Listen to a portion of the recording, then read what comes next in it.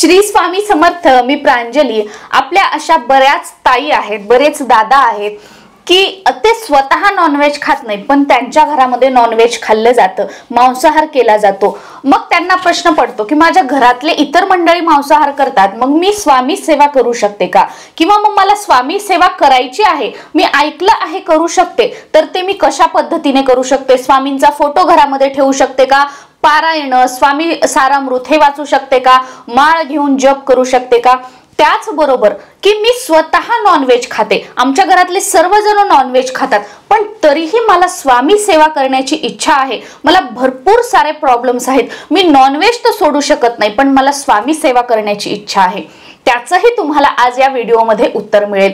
त्याचबरोबर मी पारायण काळामध्ये नॉनव्हेज खावं का, नॉनव्हेज खाऊन पारायण करावं का, किंवा संकल्पयुक्त सेवा करावी का, याचंही उत्तर तुम्हाला याच व्हिडिओमध्ये मिळेल। आणि अजून काही तुमच्या मनामध्ये प्रश्न शंका असतील तर तुमच्या त्या प्रत्येक शंकेचं निरसन, तुमच्या प्रत्येक प्रश्नाचं उत्तर 100% तुम्हाला या व्हिडिओमध्ये मिळेल। आणि स्वतः स्वामी तुम्हाला काय संकेत देतात हे सुद्धा तुम्हाला या व्हिडिओमध्ये कळेल। आणि तुम्ही अगदी म्हणजे आपण म्हणतो ना की मनामध्ये कोणताही संकोच न ठेवता, कोणतीही भीती न ठेवता स्वामी सेवा करायची की नाही करायची, तुमचं मनच तुम्हाला सांगेल, तुम्ही स्वतःच ठरवाल आणि स्वामी सेवेमध्ये याल आणि टिकून सुद्धा राहाल।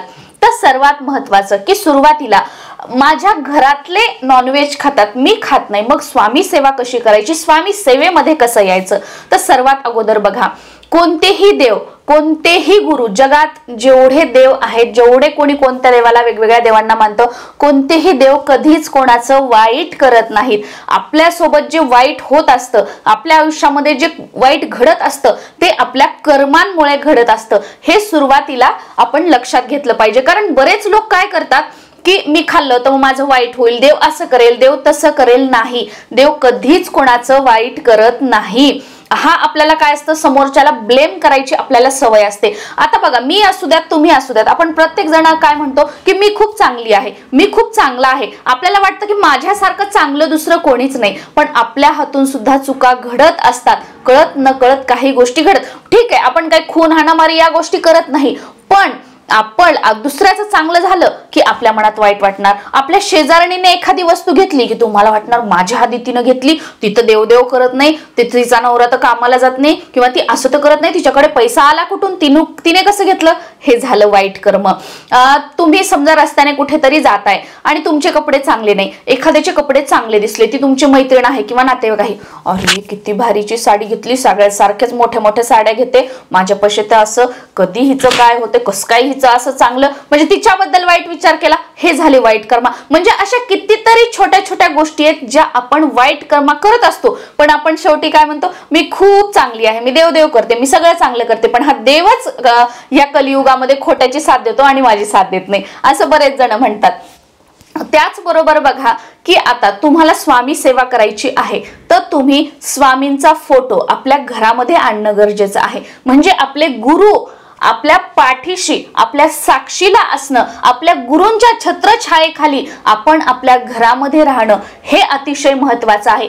जेव्हा आपण आपल्या गुरूंच्या सानिध्यामध्ये येतो तेव्हा आपले गुरु आपल्याला मार्ग दाखवत असतात, आपल्यासाठी काय चांगलं आहे, काय वाईट आहे, हे आपल्यापेक्षा जास्त आपल्या गुरूंना माहित असतं। आणि ज्या वेळेला हा ठाम विश्वास आपल्या मनामध्ये निर्माण होतो त्यावेळेला आपल्याला जे आहे ना की म्हणजे जे तुम्हाला तुमच्या आयुष्यामध्ये गोष्टी नको आहेत त्या गोष्टी आपोआप मागे सुटत जाता आणि आपण जे म्हणतो ना की सतमार्ग, त्या सतमार्गावर आपण आपोआप चालत जातो। तुम्हाला काहीही करण्याची गरज नाही, फक्त त्या शक्तीवर, त्या एनर्जीवर, त्या गुरूंवर, त्या देवांवर विश्वास ठेवा। तुम्ही ज्याही देवाला मानता यासाठी त्यांचा फोटो किंवा त्यांची मूर्ती सुरुवातीला तुम्ही घरी आणा, घरी आणली, त्यांची प्राण प्रतिष्ठा करा, त्यांची स्थापना करा। तुम्ही नॉनव्हेज खात असाल तरीही, तुम्ही स्वतः खात असू द्या, तुमच्या घरातले खात असू द्या, तुम्हाला वाटू द्या की मी कधी सोडू शकत नाही, तरीही सुरुवातीला तुम्ही आपल्या गुरूंचा, आपल्या देवांचा फोटो किंवा मूर्ती घरी आणायची आहे। त्यानंतर आपल्याला काय करायचं आहे की त्या मूर्तीवर, त्या देवांवर ज्यांची आहे त्या वारी, त्या मूर्तीवर त्या देवावर आपल्याला अभिषेक करायचा आहे। फोटो असेल तर देवपूजा आपण करू शकतो, मूर्ती असेल तर अभिषेक करायचा आहे। स्वच्छ पिण्याच्या पाण्याने अभिषेक करायचा आहे। जसं की आता आपण स्वामींची मूर्ती घरामध्ये आणली, स्वामींच्या मूर्तीवर आपण गुरुवारी अभिषेक करायचा आहे। तुम्ही काहीच करू नका, मी जे सिंपल सांगते ना या पद्धतीने। आता तुम्ही फोटो वगैरे आणला हा विचार करू नका मी नॉनव्हेज खाते नाही खाते, काही नाही। तुम्ही फोटो आणला, गुरुवार स्वामींचा वार आहे, गुरुवार दत्त महाराजांचा वार आहे, त्याच्यावर स्वच्छ पाण्याने अभिषेक करा आणि हे तीर्थ महाराजांना विनंती करा की महाराज मी आपली सेवेकरी आहे, मला आपल्या सेवेमध्ये पुढे टिकून राहायचं आहे, मला तुमची सेवा करायची आहे, मला माझ्या कुटुंबाला जे आम्ही नॉनव्हेज खातो किंवा माझ्या घरामध्ये दारू पिली जाते, वाईट व्यसन आहे, या सगळ्या गोष्टी मला सोडायच्या आहेत। महाराज तुमची कृपा माझ्यावर व माझ्या कुटुंबावर होऊ द्या आणि हे तीर्थ थोडं थोडं का होईना जे सात्विक भोजन आहे त्यातून आपण सर्वांनी घ्या। आणि गुरुवारच्या दिवशी आपल्याला आपल्या घरामध्ये तुम्ही नॉनव्हेज बनवू नका, इतर दिवशी तुम्ही खात असाल तरी गुरुवारी बनवू नका आणि त्या दिवशी काय करा, हे जे तीर्थ आहे हे तीर्थ आपण सर्वांनी प्राशन करा, मनोकामना बोलून स्वामींना सांगून। त्याचबरोबर गुरुवारी स्वामींना नैवेद्य दाखवा, काहीतरी गोडाचा, काही असू द्या, काहीतरी गोडाचा, अगदी शिरा असेल काही गोडाचा नैवेद्य दाखवा आणि तो प्रसाद म्हणून तेव्हा सुद्धा स्वामींना विनंती करा की मला हे सोडायचं आहे पण माझ्याकडून ते सोडणं होत नाही, मला सद्बुद्धी द्या, तुमची कृपा माझ्यावर माझ्या कुटुंबावर होऊ द्या आणि तो प्रसाद थोडा थोडा का होईना सर्वांनी खा। आता इथे बघा तुमच्या मनामध्ये काहीच नाही की मी नॉनव्हेज खाते काय नाही, हा इथपर्यंत सुद्धा तुम्ही तुमच्या मनामध्ये प्रश्न आणू नका। त्यानंतर आपल्याला काय करायचं आहे की आता सेवा कशी करायची, मी नॉनव्हेज खाते, एक आपल्याला गुरुवारी जो आपल्या स्वामींचा वार आहे त्या दिवशी नॉनव्हेज बनवायचं नाही आणि त्या दिवशी तीर्थ घ्यायचंय आणि जो प्रसाद आहे तो सर्वांनी खायचा आहे। आता आम्ही नॉनव्हेज खातो मग आम्ही स्वामींची रोज पूजा करायची का, तर बघा जेव्हा आपण व्हेज खातो म्हणजे शाकाहारी जेवण जेवतो तेव्हा ते अगदी काही तासांमध्ये पचन होतं, पण ज्या वेळेला आपण मांसाहार खातो तेव्हा ते पचन होण्यासाठी 48 तास लागतात असं म्हटलं जातं। मग आता आपणच विचार करा की नॉनव्हेज खाऊन आपण जी देवपूजा आहे किंवा स्वामींची सेवा आहे ती आपण देवघरामध्ये जाऊन स्वामींना अंघोळ घालवून त्यांची ग्रंथ हातामध्ये धरून हे वाचू शकतो का, आपल्या मनाला हे गोष्ट पटते का, नाही पटत ना। मग काय करायचं, अशा वेळेला आपण जे मानसिक आपण जप म्हणतो किंवा जी मानसिक सेवा म्हणतो ती आपल्याला करायची आहे। मनामध्ये इंटेन्शन की स्वामी मला खरंच खूप गिल्टी वाटत आहे, मला तुमची सेवा करायची आहे पण कुठेतरी माझं मन मला रोकत आहे नॉनव्हेज खाण्यापासून, यामुळे मी तुमच्या सानिध्यात, तुम्ही या घरात असून सुद्धा मी तुमच्या सानिध्यात राहू शकत नाहीये, महाराज या विळख्यातून मला व माझ्या कुटुंबाला बाहेर काढा। ही तुम्हाला तुमच्या मनाप्रमाणे जे तुम्हाला वाटतं ते विनंती करा आणि फक्त तुम्ही कुठे, तुम्ही देवघरापासून दूर बसा, तुम्ही हॉलमध्ये खाली आसन टाकून बसा, तुम्ही चेअरवर बसा, तुम्हाला खाली बसता येत नसेल तर फक्त सोफा किंवा बेड याच्यावर बसू नका, कुठेही बसून मनातली मनात ओठ न हालता, म्हणजे आता बघा मी मनातली मनात जप केला, असं मनातली मनात श्री स्वामी समर्थ, श्री स्वामी समर्थ, श्री स्वामी समर्थ मनातली मनात जप करा, मानसिक जप करा, मानसिक सेवा करा, हे आपण करू शकतो आणि स्वामींना विनंती करा।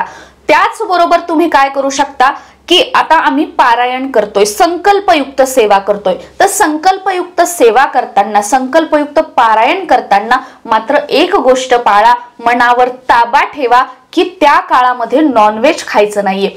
का खायचं नाहीये बघा, कारण ही सेवा आपण देवासाठी करतोय का, कोणतीही सेवा तुम्ही स्वामी सेवेमध्ये येता, याच्यामध्ये येता, आपण देवासाठी येतोय का, नाही, आपण आपल्या स्वार्थासाठी येतोय। माझ्या कुटुंबामध्ये काहीतरी प्रॉब्लेम आहे, मला काहीतरी प्रॉब्लेम आहे, माझा हा प्रश्न सुटावा म्हणून मी ही सेवा करतोय, म्हणजे आपण सेवा कोणासाठी करतोय, स्वतःसाठी करतोय। सेवेने फायदा कोणाचा होणार आहे, स्वतःचा, आपल्या कुटुंबाचा होणार आहे। मग आपण हा विचार करा, माझ्या कुटुंबासाठी, माझ्या स्वतःसाठी, माझ्या फायद्यासाठी, माझ्या कुटुंबाचं कल्याण होणार असेल तर मी फक्त हे संकल्पयुक्त माझी काही दिवसांची सेवा आहे, त्या काही दिवसांच्या सेवेत म्हणजे त्या काही दिवसांसाठी मी जर नॉनव्हेज सोडू शकत नसेल तर मी माझ्या कुटुंबासाठी काय करू शकतो, काय करू शकते याचा विचार तुम्ही स्वतःच करा। आणि हे जेव्हा तुम्हाला वाटेल की नाही काही नसतं, मला नॉनव्हेज खायचं आहे, मी नाही सोडू शकत, आपल्या कुटुंबाचा विचार करा, स्वतःचा विचार करा आणि हे मनामध्ये आला की मी ही सेवा देवासाठी नाही करत आहे, माझ्या कुटुंबासाठी करते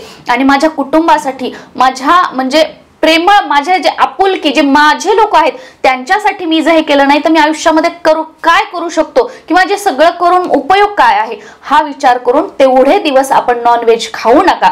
आणि प्रार्थना जी आहे ती महाराजांना रोज करायची आहे. किंवा जेव्हाही तुम्ही स्वामींसमोर जाल, केंद्रामध्ये जाल, दत्त महाराजांच्या मंदिरामध्ये जाल, घरी स्वामींची पूजा कराल, त्या प्रत्येक वेळेला स्वामींना प्रार्थना करा की या गोष्टीपासून मला व माझ्या कुटुंबाला दूर करा. आणि तुम्ही हळूहळू बघाल की तुमचं जे नॉनव्हेज आहे ते सुटत चाललेलं आहे, कमी होत चाललेलं आहे. सद्बुद्धी, चांगले विचार तुमच्या डोक्यामध्ये येऊ लागलेले आहेत. तुमच्या घरामध्ये सकारात्मक वातावरण येत आहे. फक्त डोक्यामध्ये मी नॉनव्हेज खाते मग मी सेवा करायची नाही, मी नॉनव्हेज खाते मग मी असं करायचं नाही. आपण सेवा सर्वांनीच करायची आहे, पण त्याच्यातून कसं बाहेर यायचं याचा विचार आपण करायचा आहे. बघा, एखादी व्यक्ती जर नॉनव्हेज खात नसेल आणि ती 24 तास स्वामींची सेवा करते पण दुसऱ्यांचा वाईट विचार करते, तर त्या व्यक्तीला स्वामी पावतील का, स्वामी अनुभव देतील का? कधीच नाही देणार. पण एखादी व्यक्ती नॉनव्हेज खाते, तिच्या मनात आहे की मी सोडू शकत नाही, पण जेव्हाही ती सेवा करते अगदी मनापासून करते, श्रद्धेने करते, स्वामी त्या नॉनव्हेज खाणाऱ्या व्यक्तीला पावतील, अनुभव देतील आणि हळूहळू हे जे तामसिक भोजन आहे, जे राक्षसी भोजन आहे, यापासून अलगद त्या आपल्या भक्ताला कधी दूर करतील हे तुमच्या स्वतःच्याही नॉनव्हेज खाणाऱ्यांच्या लक्षात येणार नाही. पण तेवढी भक्ती, तेवढा भाव आणि श्रद्धा आपल्यामध्ये हवा. आणि स्वामींप्रती प्रेम हवं की स्वामी मला नॉनव्हेज सोडायचं आहे पण माझं मन मला साथ देत नाहीये, मला त्याच्याकडे म्हणजे खेचल्या जाते मी, याच्यापासून मला दूर करा. तळमळीने तुम्ही स्वामींना ही प्रार्थना करा. आपोआप तुमच्या घरातील व्यसन, दारू, जे काही आहे नॉनव्हेज ते सुटत जाईल. पण तुम्ही स्वामी सेवेमध्ये तरी या. ह्या भीतीने की मी नॉनव्हेज खाते म्हणून मी सेवा करायची नाही, अजिबात असं नाही.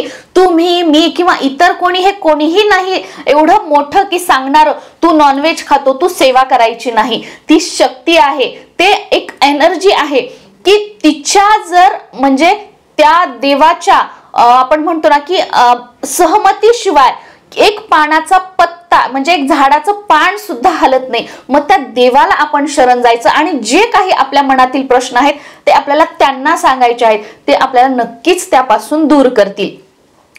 तुम्हाला मी सोडू का, मी सोडू शकत नाही हे मनात आणायची सुद्धा गरज नाही. आणि एक गोष्ट लक्षात घ्या, एकदा म्हणजे आपण जेव्हा कोणत्याही झाडाचं बी असू द्यात ते जेव्हा आपण जमिनीमध्ये रोवतो तेव्हा जेव्हा आपण एखादं बी जमिनीमध्ये पेरतो तर त्याला अंकुर फुटतो, त्या बीचं झाड बनतं आणि ते झाड आपल्याला फळ देतं आणि ते कितीतरी वर्ष लोकांना सावली, फळ किंवा अजून काम देतं.